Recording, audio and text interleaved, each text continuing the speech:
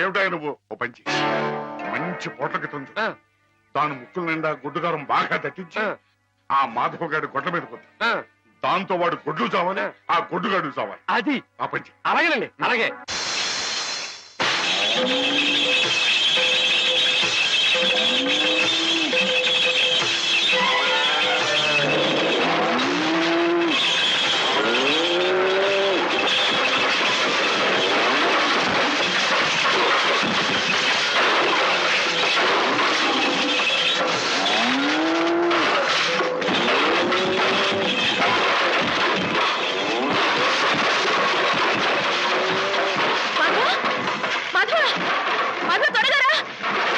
ఏం జరిగింది?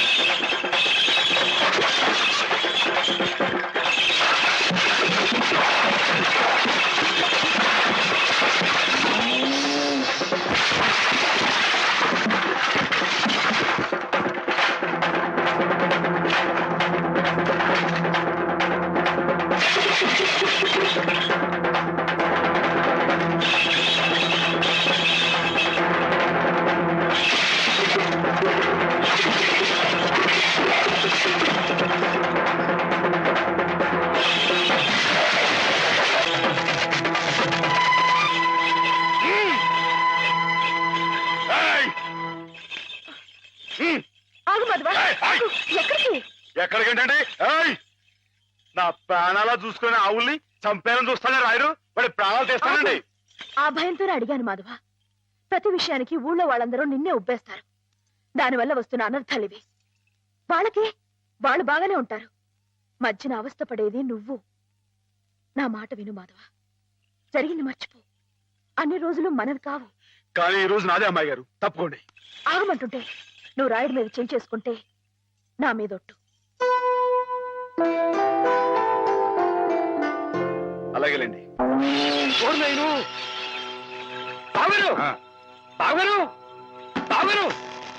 ఎద్దు ఎద్దు Ha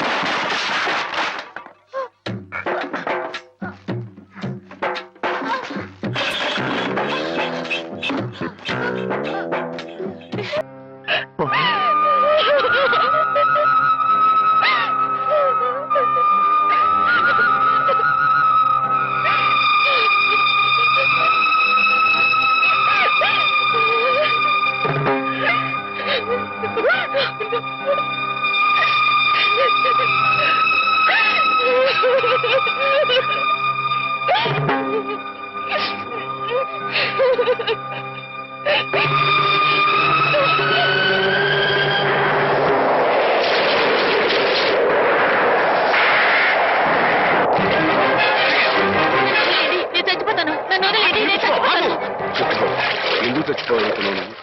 ఎవరూ లేరు బాబు గారు. నీ పేరేమిటి బాబు? మాధవయ్య. చూడు మాధవ్, దిక్కులేని వాళ్ళకి దేవుడే పెద్ద దిక్కు. మనం పుట్టింది బతకడానికయ్యా, చావడానికి కాదు. పద, మాతో పాటు మా ఇంట్లో ఉందిగా. నేను ఉత్తినే ఉండను, ఏదైనా పనిపించండి, చేస్తాను. అలాగే పనిపిస్తాను. పద.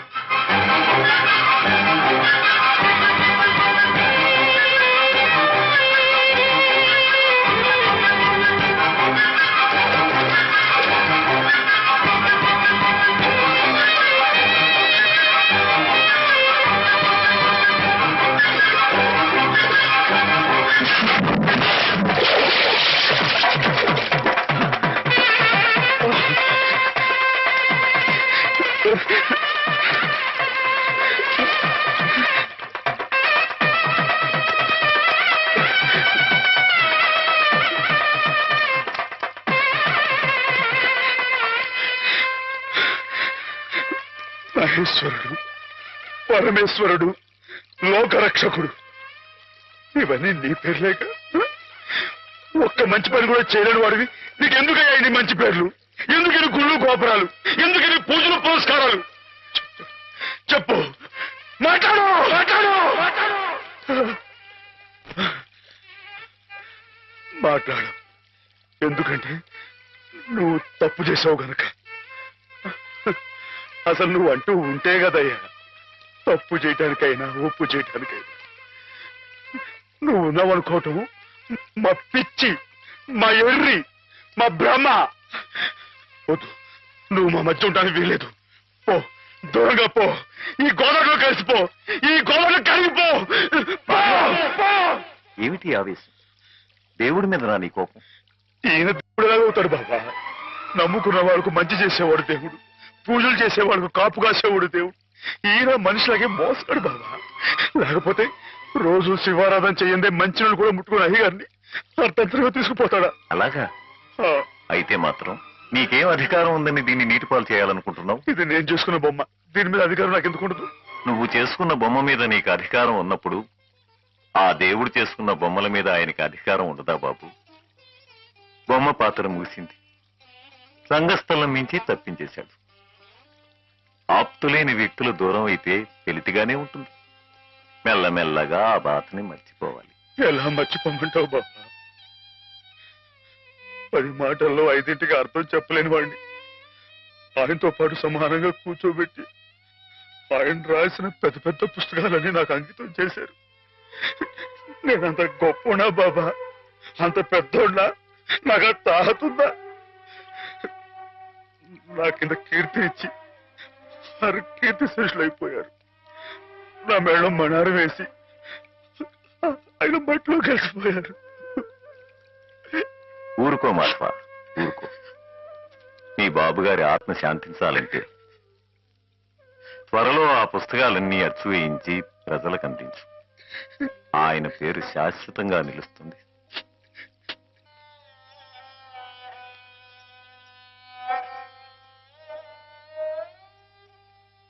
ఇక నాన్నగారి పుస్తకాల సంగతి మర్చిపో మాధవ. ఈ ఇల్లు నిలబెట్టాలనుకున్నావు, అందుకు నువ్వు కష్టపడింది నష్టపోయింది చాలు.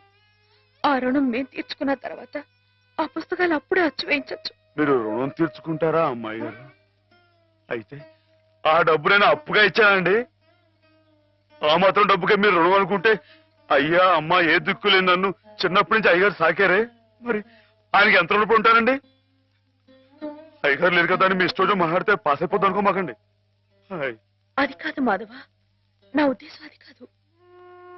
పుస్తకాలు అప్పు చెప్పేటప్పుడు అయ్యగారు నన్ను రామయ్య అన్నారు, కృష్ణయ్య అని పిలిచారు, కృష్ణదేవరాయలు అన్నారు.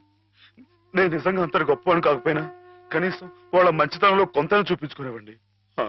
నీకు మించిన బరువును మోస్తున్నావనే కానీ మరేం లేదు మాధవ. నీ ఇష్టం. నాన్నగారిని చనిపోకుండా బ్రతికిస్తానంటే మాకు మాత్రం సంతోషం కదా? మనం ఎవరూ కాదని ఆయన బతికించేది. ఆయన రాసిన ప్రతి అక్షరంలో ఉన్న ప్రాణం, ప్రతి పదంలో ఉన్న భావం.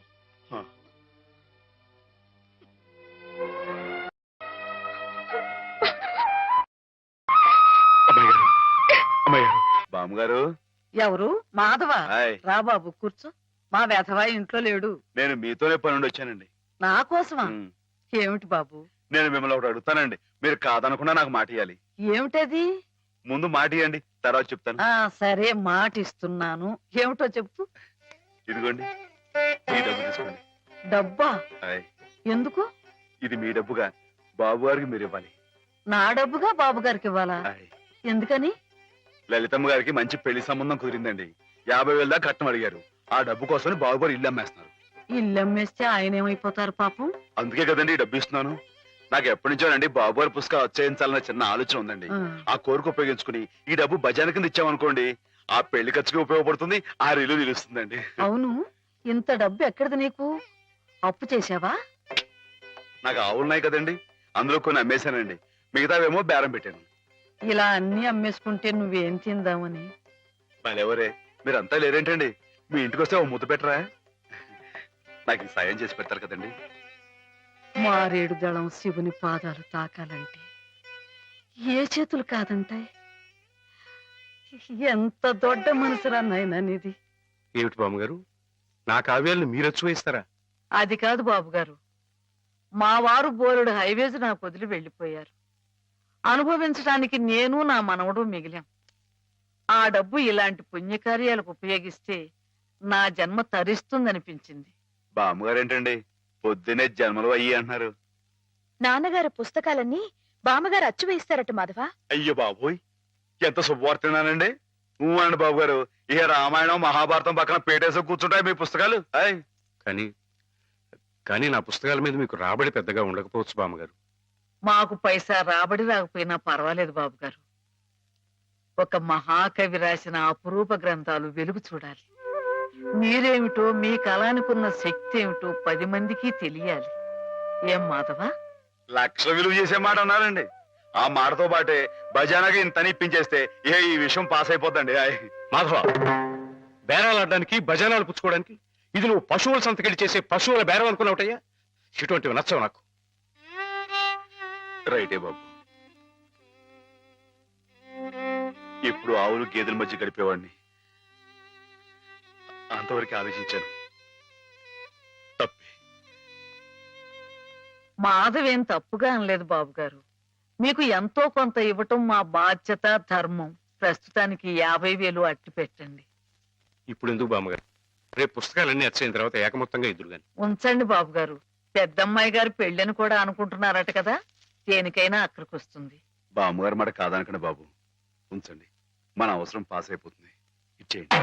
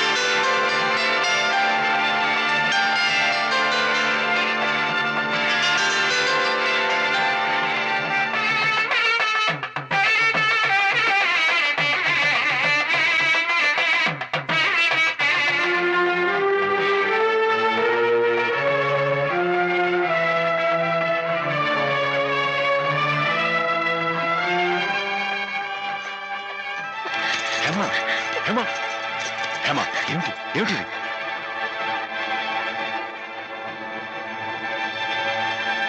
ఏంటండి అమ్మాయి గారు, ఏమైందండి? ఏం లేదు. ఏయ్, పోరా, వెనక్కి తిరిగి చూడకూడదు. ఇదిగో ఉత్తరం. ఇటు ఇవ్వు. పో. అమ్మాయి గారు, అమ్మాయి గారు, అమ్మాయి గారు, అమ్మాయి గారు, ఈవేళ పిఠాపురంలో ఆవులు పోటీ కదండి. నేను గంగ దివసం బయలుదేరుతున్నానండి. మా చంటిగాడు నేను లేని కదా అని తలా ఇస్తారేమో, మీరు కాస్త దగ్గర నుంచి చూసుకోండి. ఇప్పుడే బయలుదేరుతున్నావా? మరి సాయంకాలం కదండి పోటీ. పోనీ మధ్యాహ్నం వెళ్ళకూడదా? మధ్యాహ్నం బయలుదేరితే టైం ఏమి మిగులుద్దండి? ఆవు కాస్త అలుపు తీర్చుకోవాలన్నా, ఈ సర్దుకోవాలన్నా ఇప్పుడు వెళ్ళడం రైట్ అండి. సరే, నీ ఇష్టం. ఉంటానండి. అదేమిటి? ఇంతకీ కావలసిన మర్చిపోయానండి. ఈ ఏడాది కూడా బహుమతి నాకు. ఆ ప్రభువుని ప్రార్థిస్తే పాపం కడుక్కుపోతుంది. క్షమించమని ప్రార్థించు. క్షమించు ప్రభువా, క్షమించు ప్రభువా. మాధవ,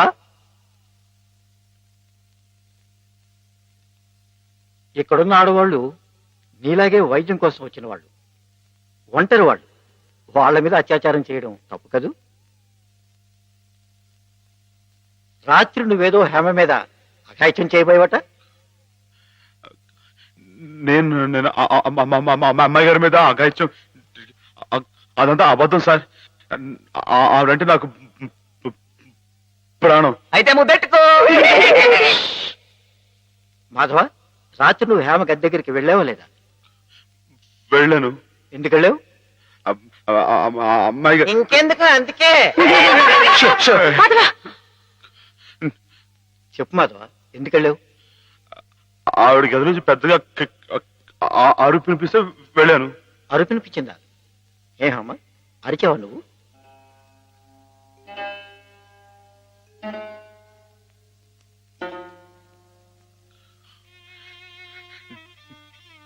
చెప్పడమ్మాయి గారు, రాత్రి మీరు అరవలేదు. మాట్లాడండి, నాకు మీరు ఒక్కరే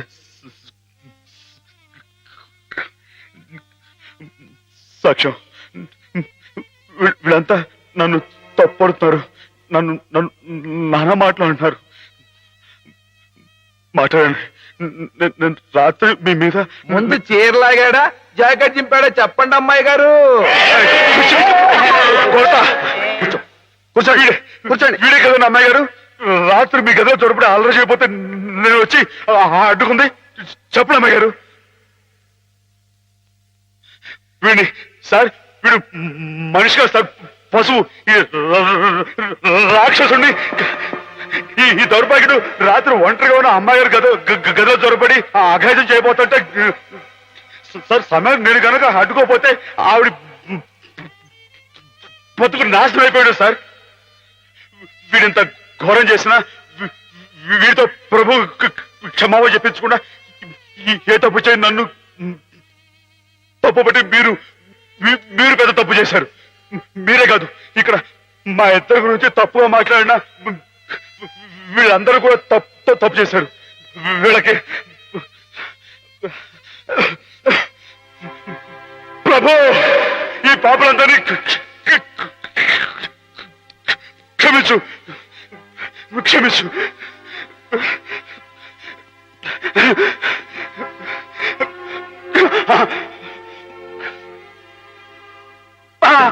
అమ్మా,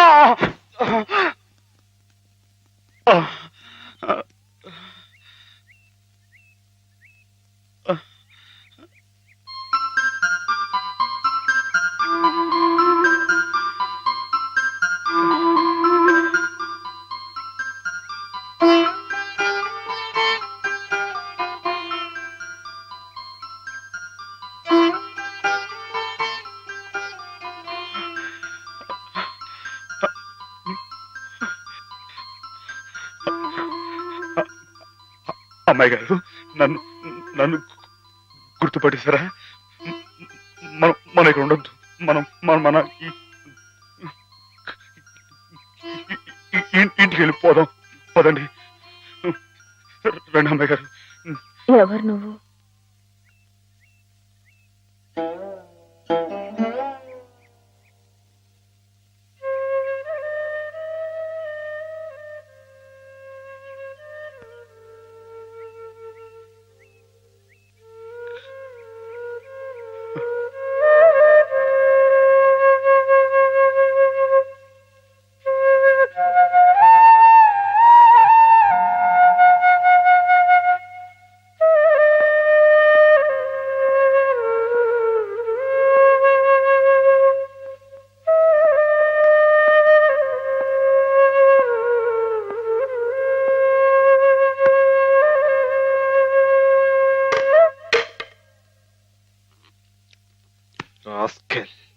పెద్ద డాక్టర్కే నా మీద రిపోర్ట్ ఇస్తావరా?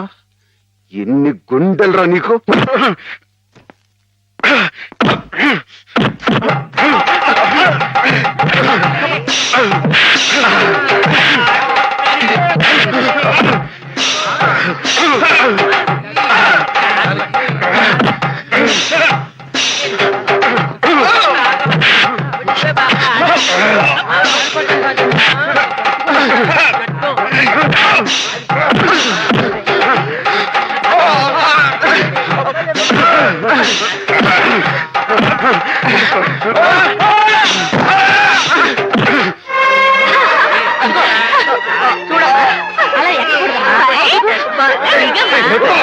ఏమిటి గోళ?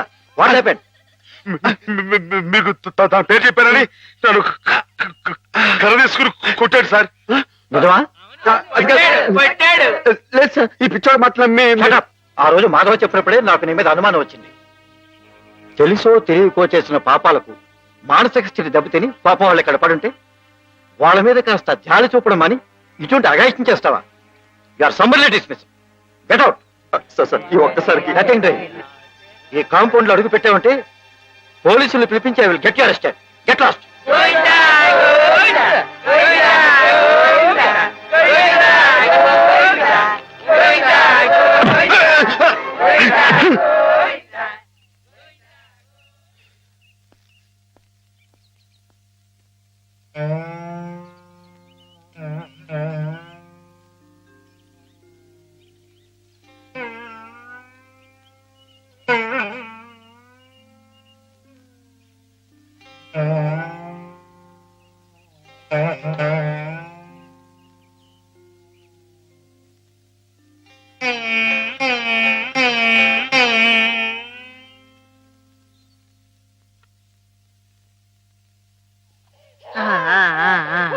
అయితే ఒక 2 నెలల్లో అమ్మాయిని తీసుకెళ్ళొచ్చన్నమాట. ఈ ఇంప్రూవ్మెంట్ చూస్తే అలాగే అనిపిస్తోంది. నమస్కారం నమస్కారం అమ్మా. ఆమెను పిలిపిస్తాను, కూర్చోండి. హేమ పరిస్థితి మెరుగైందని విన్నాను. అంతా నీ చలవే మాధవ. నాదే ఉందండి, అంతా పయోడు దయ. హలో మాధవ. నమస్కారం డాక్టర్ గారు. ఎక్కడయ్యా? అయ్య బాబాయ్ ఇక్కడ అండి. ఏమిటి సంగతి? కుచ్చుకులు పిచ్చుకులు చిక్క చిక్క hey improving isn't it? Yes doctor. చిప్పి చిప్పి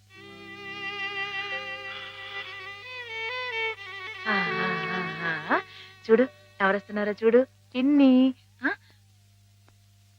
హేమా, నేనే మీ అత్తయ్యని. మావి కూడా వచ్చారు. నేను మావయ్యని. నీకోసం పాపాయిని కూడా తీసుకొచ్చాను. చూడు, కాస్త ఒళ్ళి చేసింది కదా.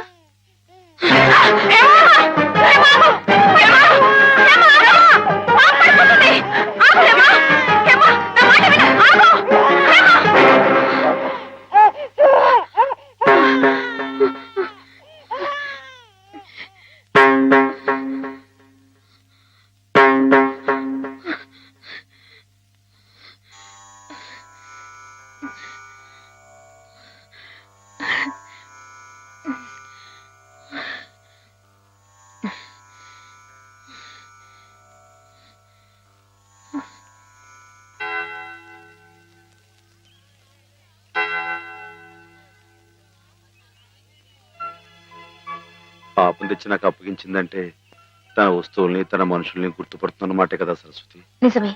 మామూలు మనుషుల్లో ఒకరి మీద ఒకరికి అభిమానం ఎందుకు ఎలా కలుగుతుందో తెలియనట్టే ఈ పేషెంట్స్ లో కూడా ఒకరిని చూస్తే అలా దగ్గరైపోతారని డాక్టర్ గారు కూడా మీ ఇద్దరి గురించి అనుకుంటున్నారు.